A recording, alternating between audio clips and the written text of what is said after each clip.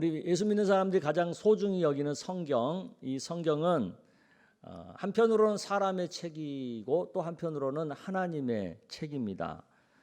왜 그래요? 왜 성경을 사람의 책이라고 해요? 첫째는 사람이 썼거든요. 또 둘째는 사람의 구원을 위해서 성경이 쓰여졌거든요. 그래서 사람의 책이라고 하는 거예요. 동시에 또 하나님의 책이라고 하잖아요. 왜 그래요? 첫째는 하나님께서 사람들에게 영감을 주셔서 하나님의 뜻대로 성경이 쓰여졌거든요. 그리고 또 성경은 사람의 구원을 위해서 쓰여졌지만 또 한편으로는 하나님의 영광을 위해서 쓰여졌거든요. 그래서 우리는 성경을 또 한편으로는 하나님의 책이다 그렇게 말을 하는 거예요. 이런 이유들 때문에 우리가 성경을 읽을 때는 어느 한 관점으로만 보면 안 돼요.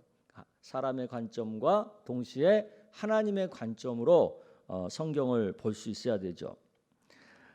사람의 관점에서 세상에 되어진 일들을 보면서 또 동시에 하나님의 관점으로 그 세상 안에서 일어난 일들 가운데 하나님의 뜻이 어떻게 나타나는가를 볼 수 있어야 하는 거예요. 이것을 볼 수 있는 훈련이 잘 되면 현재 우리가 살고 있는 상황 속에서도 우리는 사람의 관점과 하나님의 관점, 이 두 관점을 가지고 이 땅에서 어떻게 하나님의 일들이 이루어지고 진행되고 있는가를 알 수가 있는 거죠. 근데 이런 어떤 관점의 훈련을 잘 할 수 있는 성경책 중에 특별히 이사야서가 굉장히 우리한테 좋은 교과서가 될 수 있어요. 왜냐하면 이사야 선지자가 이 두 가지 관점을 아주 균형감 있게 잘 가지고 그때 그 상황을 우리들에게 잘 보여주고 있거든요. 그때 상황이 어떻습니까? 기원전 8세기 때예요. 그리고 고대 근동과 이스라엘 땅 주변에서 일어나고 있는 굉장히 복잡한 그런 상황이었거든요. 그런데 그 상황 속에서 이사야 선지자는 사람의 관점과 하나님의 관점 이 두 가지를 동시에 가지고 그 상황에 대해서 하나님의 뜻을 우리에게 잘 전달해 주고 있는 거예요. 한번 보자고요. 기원전 8세기의 우리 한반도 역사는 어느 지점이었죠? 기원전 8세기. BC 700년대. 잘 모르시죠? 고조선 시대예요. 고조선 시대. 고조선 시대가 세 시대로 구분된다는 것도 아세요? 우리 역사 공부 너무들 안 해. 이 고조선 시대가 단군조선, 그 다음에 기자조선, 그리고 그 다음에 위만조선 이렇게 세 개로 구분이 돼요. 우리는 고조선 그러면 단군만 아는데 아니에요. 기자도 있었고 위만도 있었어요. 그런데 이 기자조선 시대의 역사적 자료가 있을까요? 우리한테? 없어요. 겨우 있다고 하는 게 중국의 신화 같은 어떤 역사책에 약간씩 언급된 거 있죠.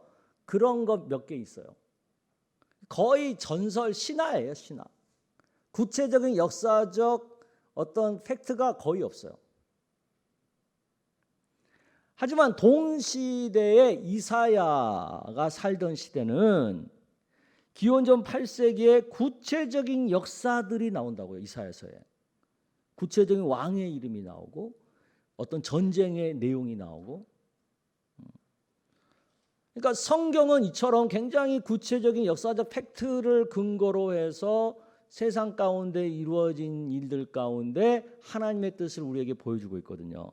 근데 우리가 생각하는 우리나라 역사책은 고대사는 거의 다 소설 같은 신화 같은 얘기로 가득 차 있어요. 그런데 우리들은 그것을 더 성경보다 더 역사적인 사실이라고 인정하고 있잖아요. 그러니까 얼마나 우리가 지금 그 무식한 그런 생각을 하고 있는지 몰라요. 그러니까 우리의 어떻게 보면 우리나라 고대사보다 우리 성경의 얘기가 더 역사적으로는 더 사실에 가깝다고요. 아멘. 이런 측면에서 우리가 이사야 시대를 좀 보면 이사야가 살던 시대는 이스라엘이 남과 북으로 나누어진 남북 분단 시대였어요. 그래서 북에는 북이스라엘, 남은 남유다 이렇게 갈려서 그 이스라엘 민족이 살았던 시대인데 이사야 선지자는 특별히 그 중에 남유다에서 활동한 선지자였어요. 그리고 그 중에서도 남유다의 역사 중에서도 우시야와 요담과 아하스 그리고 히스기야 이 네 명의 왕이 다스리는 기간 동안에 선지자 활동을 했던 분이 이사야 선지자예요.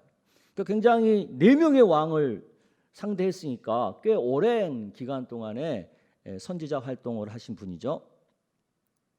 이때 이사야가 활동했던 당시에 이스라엘 주변의 국제 정세는요 굉장히 급변하고 요동치고 있는 그리고 긴박한 그런 시대였어요.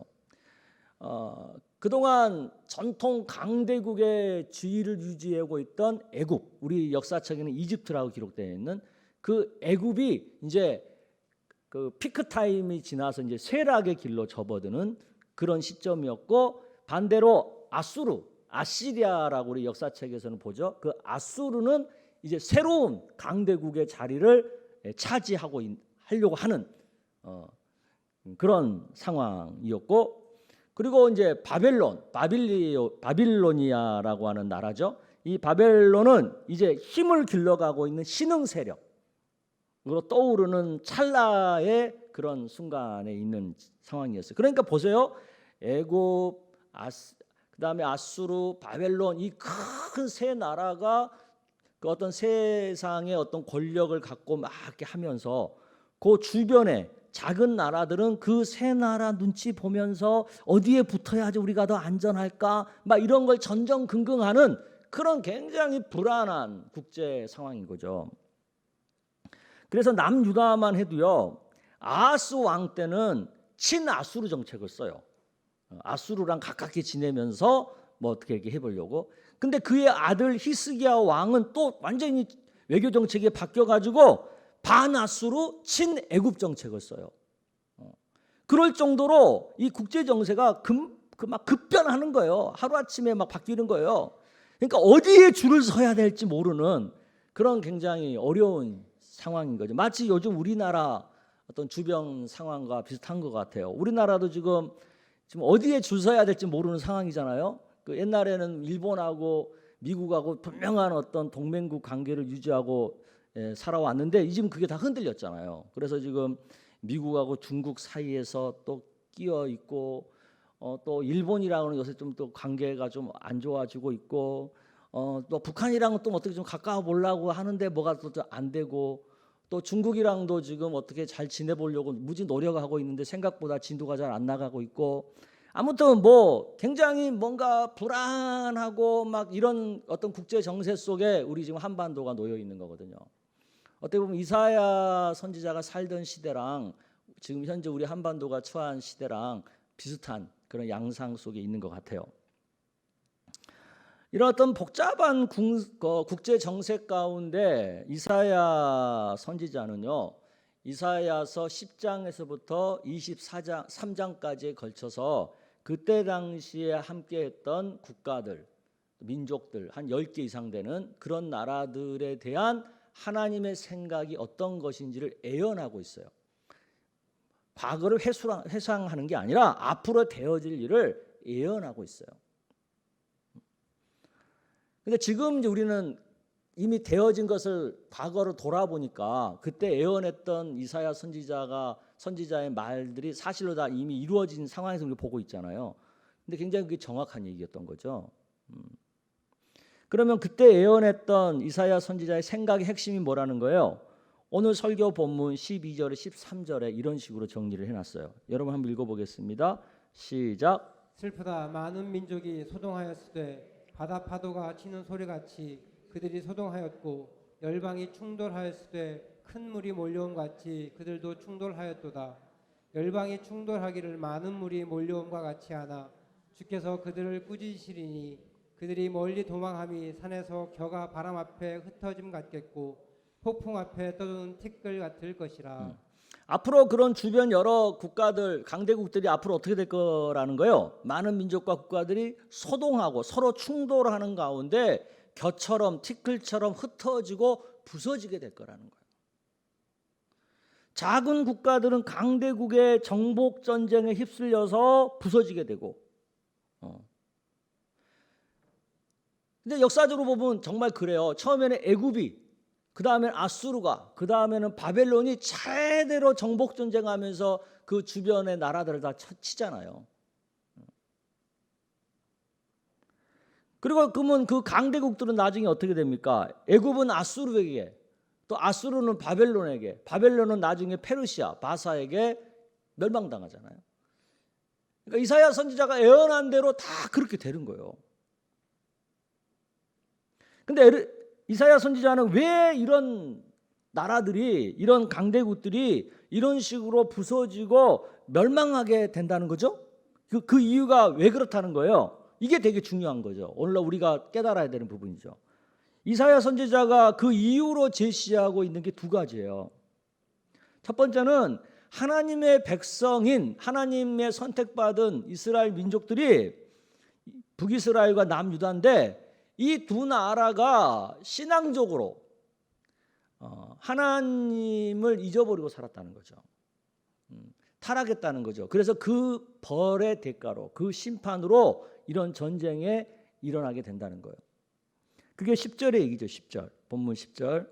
한번 읽어볼까요? 시작. 이는 내가 내 구원의 하나님을 잊어버리며 내 능력의 반석을 마음에 두지 아니한 까닭이라. 그러니까 하나님의 백성이라고 하는 사람들이 영적으로 타락을 해서 하나님을 잊어버리고 사는 거예요. 회개하고 돌아오라고 하는데도 안 돌아오는 거예요. 완고하게 완악하게 그들의 불신앙을 고집하는 거예요. 그러니까 하나님께서 그들을 벌 내리시는 거죠. 그들을 심판하시는 거죠. 근데 벌로 사용하는, 몽둥이와 막대기로 사용하는 게 뭐예요?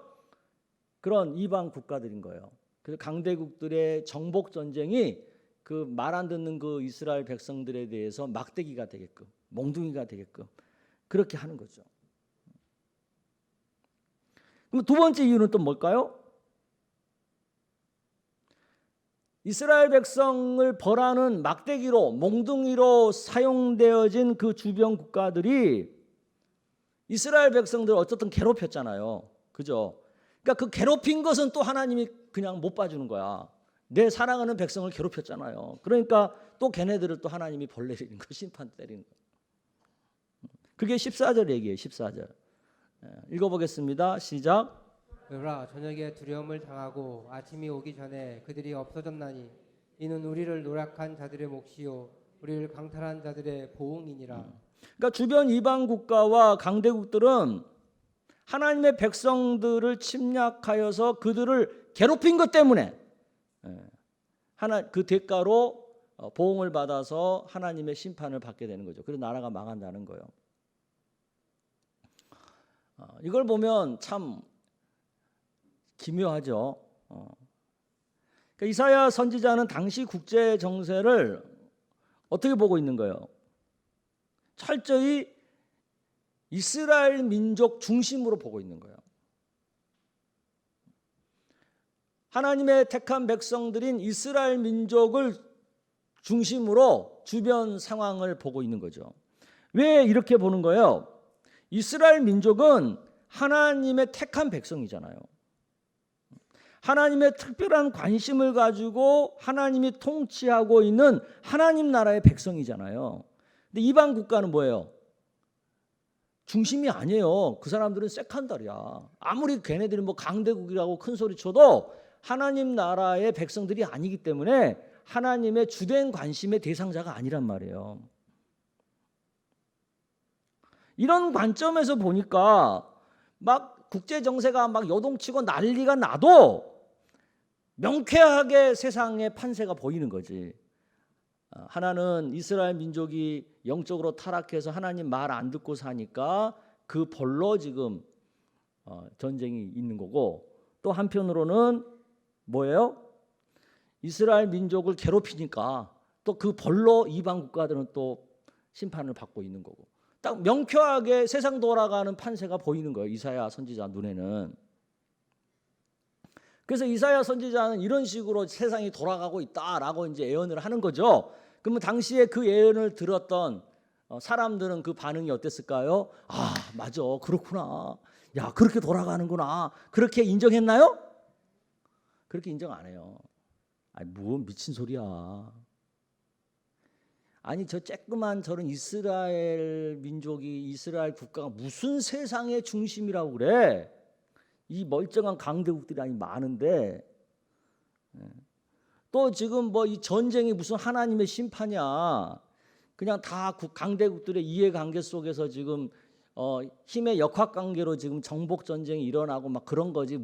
이게 무슨 하나님의 심판이고 뭐 하나님의 역사라고 난리야? 이렇게 얘기하죠.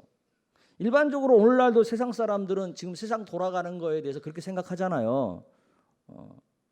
그게 세상 사람들이 역사를 바라보는 일반 관점이에요. 그러나 하나님의 사람인 이사야는 그들이 그래도 그들과는 다른 관점으로 분명히 세상을 진단하는 거죠. 그 관점이란 게 뭐예요? 하나님의 관점이에요. 하나님의 관점에서 세상의 중심은 누굽니까? 누가 뭐라 그래도 하나님 나라의 백성이에요. 전쟁이 일어난 이유도 하나님 나라 백성과 관련이 있는 거예요. 하나님 나라 백성들이 잘못 사니까 그 벌로 전쟁이 일어난 거고, 또 하나님 나라 백성을 괴롭히니까 그 벌로 전쟁이 일어난 거예요. 이런 이사야 선지자의 관점을 우리가 보면서 어떤 교훈을 얻어야 되겠어요? 세상의 중심이 누구예요? 지금 이 세상의 중심이 누구예요? 우리예요. 우리 그리스도인이 이 세상의 중심이에요. 하나님 관점에서는. 비록 우리 그리스도인들이 사람의 눈으로 보면 별 볼 일 없어 보이죠. 작고 초라하고. 지금 이 지구촌의 인류의 인구가 77억이더라고요. 오늘 통계로, 오늘 제가 확인한 거 보니까 77억까지 인구가 많아졌어요. 그중에 천주교를 포함한 기독교 인구가 한 25억 정도 돼요. 근데 그 중에서도 개신교만 쪼개놓고 보면 영국 성공회까지 포함했을 때 한 2억 5천 돼요. 그거밖에 안 돼요. 아니 5억 5천, 2억 5천이 아니라 5억 5천. 그 얘기는 뭐예요? 우리 그리스도인의 존재라고 하는 것은 이 세상에서 굉장히 소수예요. 그리고 약자예요. 그럼에도 불구하고 하나님은 우리 그리스도인들을 이 세상의 중심에 놓고 있다는 거예요. 아멘. 세상 사람들이 인정 안 해요. 근데 하나님이 그렇게 보고 있다는 거예요. 이런 중심에 우리 그리스도인들을 놓고 하나님은 이 열방을 통치하고 계시는 거예요. 겉으로는 뭐 미국이나 중국이나 이런 어떤 강대국들이 이 세상을 좌지우지하는 것 같잖아요. 그러나 속으로 보면 그 안에서 하나님의 통치가 그들을 움직이고 있는 거예요. 이사야 때나 지금이나 세상 권세가 외적으로는 더 크고 강해 보이는 것이 사실이죠.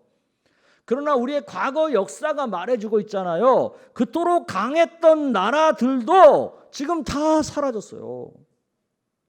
하지만 그때 당시에 작고 초라해 보였던 하나님의 나라는 오늘날까지도 여전히 계속되고 있어요. 그러므로 우리 그리스도인들은 우리 자신들이 비록 작고 초라하지만 그런 작고 초라한 우리를 보는 게 아니라 누구를 봐야 되는 거예요? 열방을 통치하시는 하나님을 바라보고 살아야 되는 거죠. 그리스도인과 교회는, 이 땅의 교회는 세상 속에서 소수이고 약자임이 분명합니다. 그래서 세상 권세자들, 권력자들은 우리 그리스도인과 교회를 무시하죠. 과소평가하죠. 심지어는 중국 같은 나라는 기독교를 엄청 핍박하잖아요. 박해하고. 하지만 그 가운데서도 여전히 하나님은 우리 그리스도인들을 중심에 놓고 열방을 통치하고 계신다는 것을 믿으시길 바랍니다. 그들이 아무리 크고 강해 보여도요, 하나님께서 그 강대국을 심판하면 그들은 역사에서 그 이름이 지워져요.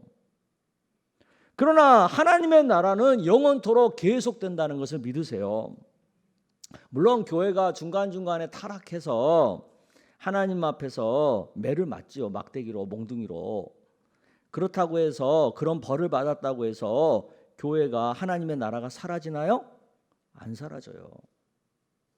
하지만 교회를 핍박하고 박해하고 괴롭게 한 세상의 권세와 권력자들은 하나님의 심판을 받으면 그 이름이 이 지구상에서 사라져 버려요. 하나님의 이런 통치 원리를 우리가 안다면 우리 그리스도인들이 어떻게 살아야 되겠습니까? 우리들이 믿음 안에서 살지 못하고 부패하고 타락하면 우리만 심판받아서 고통당하는 데 끝나지 않고 우리들로 인하여 주변의 모두가 다 고통당하게 된다는 것을 알아야 돼요. 먼저 우리 그리스도인들은 우리 자신들이 하나님 앞에 잘못 산 죄 때문에 세상 권세자들의 손에 의해서 고통을 겪게 돼요. 근데 그걸로 끝나지 않고 우리를 고통을 준 그 세상 권력자들은 또 하나님 앞에 왜 니들 예수 믿는 사람들 괴롭혔어? 그래가 또 걔네들 또 혼나는 거예요. 결국은 우리가 잘못 살아가지고 다 고통당하는 거예요. 그러니까 우리가 세상의 중심이라는 것을 여러분 아시고요. 그냥 자부심만 가질 게 아니라 우리가 잘못 살면 모두가 다 고통당한다는 그런 책임감을 갖고 이 세상을 살아야 되는 거예요. 그런 면에서 우리 예수 믿는 사람들이 이 세상을 경영하는 존재라는 것을 믿으시길 바랍니다. 우리가 믿음으로 잘 살면 세상도 평안하고 우리가 믿음으로 못 살면 세상이 다 불편해지고, 그러니까 결국 이 세상을 움직이는 세력은 누구예요? 우리야. 우리 그리스도인들이라고요. 그래서 우리 그리스도인들은 세상의 평안을 경영한다고 하는 그런 책임감을 가지고 더욱 믿음에 충실한 삶을 살아가야 될 줄로 믿습니다.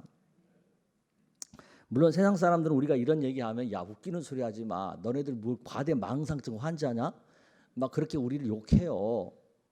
근데 그것은 그들 생각이고 중요한 것은 하나님의 눈에는 걔네들은 다 세컨달이에요. 중심은 누구예요? 주연은 누구예요? 우리예요. 우리 그리스도인이에요. 하나님은 세상 사람들의 말을 그렇게 귀담아 듣지 않아요. 그러나 우리 그리스도인들의 소리는 하나님이 하나도 안 놓치고 다 귀담아 들으세요. 출애굽기 2장에 보면 이스라엘 백성들이 애굽에서 이렇게 고통당하며 살던 정황이 나와요. 원래 이스라엘 민족이 애굽에 들어갈 때는 종으로 들어간 게 아니잖아. 처음에는 국무총리 요셉의 친인척으로 아주 대접받으면서 들어갔잖아요. 근데 이제 살다가 보니까 이제 요셉을 알지 못하는 왕이 이렇게 새롭게 권력을 잡고 그러면서 어느 날 갑자기 이스라엘 민족이 핍박받게 되잖아요. 그다음에 종이 돼버리는 거잖아요. 그러니까 막 삶이 고단해지고 힘들어지는 거예요. 그래서 그들이 어떻게 합니까? 출애굽기 2장 23절 25절을 보세요. 여러분 한번 읽어보겠습니다. 시작. 여러 해 후에 애굽 왕은 죽었고 이스라엘 자손은 고된 노동으로 말미암아 탄식하며 부르짖으니 그 고된 노동으로 말미암아 부르짖는 소리가 하나님께 상달된지라. 하나님이 그들의 고통 소리를 들으시고 아브라함이 아람과 이삭과 야곱에게 세운 그의 언약을 기억하사 하나님이 이스라엘 자손을 돌보셨고 하나님이 그들을 기억하셨더라. 아멘. 이스라엘 백성들이 하나님 우리 너무 힘들어요. 우리 너무 고생스러워요. 막 애굽 쟤네들이 우리 막 죽이려고 그래요. 너무 우리를 일을 많이 시켜요. 막 이렇게 하나님 앞에 하소연하니까 하나님이 그 소리를 들어요, 안 들어요? 들으시고 어떻게 해요? 그들을 건져내실 생각을 하잖아요. 근데 여기서 우리가 잘 봐야 되는 거예요. 그때 당시에 이스라엘 민족의 숫자는 애들 막 다 여자들까지 다 해가지고 겨우 200만이 될까 말까예요. 그 200만도 채 안 되는 그 사람들을 하나님이 구하기 위해서요. 어떻게 하세요? 그 세상에 그때 당시에 최강대국인 이집트를 박살을 내버리잖아요. 이집트 전체를 10가지 재앙을 통해서 구석구석 다 하나님이 징벌하잖아요. 200만도 채 안 되는 하나님의 백성들을 구원하자고 살리자고 그 강한 이집트 전체를 하나님이 날려버리잖아요. 하나님은 강대국보다 약소한 그 200만의 사람이, 하나님의 사람이 더 중요한 거예요. 이게 하나님의 시각이라는 것을 여러분이 아셔야 돼요. 지금도 마찬가지입니다. 지금도 77억이라고 하는 세계 인구 중에 하나님이 가장 중심으로 놓고 보고 계시는 사람들이 누구냐? 5억도 채 안 되는 그리스도인들인 거예요. 그들이 고통당하고 그들이 힘들어하고 그들이 아파하고 그래서 그들이 부르짖으면 하나님은 그 소리를 들으시고 나머지 77억을 다 손볼 수도 있는 거예요. 그게 하나님이에요. 그만큼 하나님은 하나님 나라의 백성이 주예요, 주. 그러면 이것을 대한민국으로만 좁히자고요? 그러면 이 대한민국 지금 돌아가는 상황 속에서 하나님이 이 땅을 통치하실 때 주된 관심이 누구에게 있겠어요? 누구에게 있겠어요? 우리 문재인 대통령에게 있겠어요? 아니에요. 여러분과 저 같은 예수 잘 믿는 사람들에게 있어요. 그 예수 잘 믿는 사람들이 이 땅에서 어떻게 사느냐가 하나님 눈에는 더 중요한 거예요. 우리들이 막 고통당해가지고 못 살겠다고 아우성치고 하나님 너무 힘들어요, 막 너무 막 배고파요, 막 이렇게 하면 하나님 어떻게 하겠어요? 그 배고프게 힘들게 만든 사람들을 가만두겠어요? 그렇기 때문에 우리 믿는 사람들이 상황이 아무리 힘들고 어려워도 우리가 꼭 알아야 될, 붙들어야 될 가치는 믿음으로 사는 겁니다. 우리가 이 세상이 평안하기를 원한다면 우리가 믿음으로 더 잘 살면 돼요. 근데 우리가 믿음으로 잘 못 살면 이 세상이 다 불편해져요. 뭐 코로나로 인해서 온 세상이 지금 다 불편하잖아요. 엄밀하게 따지면 그거 우리 믿는 사람들 책임이에요. 우리 믿는 사람들이 하나님의 창조 질서 소홀히 여기고 멋대로 막 살다 보니까 여기까지 온 거예요. 누구 탓할 거 없어요. 우리 대한민국 요새 막 난리가 나는 것도 엄밀하게 따지면 교회 안에 예수 믿는다고 하는 사람들 가운데 너무 하나님의 뜻에 어긋나서 세상 원리대로 막 살다 보니까 여기까지 온 거예요. 누구 탓할 거 없어요. 그래서 상황이 힘들고 고통스러울수록 우리가 초점을 맞출 것은 내 개인의 신앙이 어떤가를 보는 거예요. 내가 얼마만큼 하나님 말씀에 순종하고 살았느냐, 내가 얼마만큼 하나님 나라의 삶을 우선하고 살았느냐. 우리가 빨리 하나님이 기뻐하시는 길로 돌아오면 모든 것이 빨리 정상적으로 회복이 됩니다. 그러니까 세상 더 편안하게 잘 살고 싶으시면 예수 잘 믿으시면 되는 거예요. 아멘. 우리가 잘 믿어야 세상이 평안해져요. 그걸 아시고 우리가 세상의 중심이다라는 생각을 갖고 더 책임감 있게 믿음의 삶을 잘 살아가는 우리 성도님들 되시기를 주의 이름으로 축복합니다.